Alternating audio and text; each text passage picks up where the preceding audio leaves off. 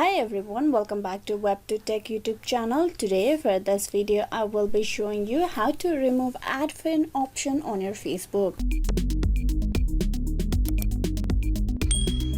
So for that, first of all, open the Facebook application and get logged in into your account. Once you have been logged in into your account, you need to tap on the three horizontal lines on the top, the hamburger icon. Tap that. From there you scroll down and tap open setting and privacy.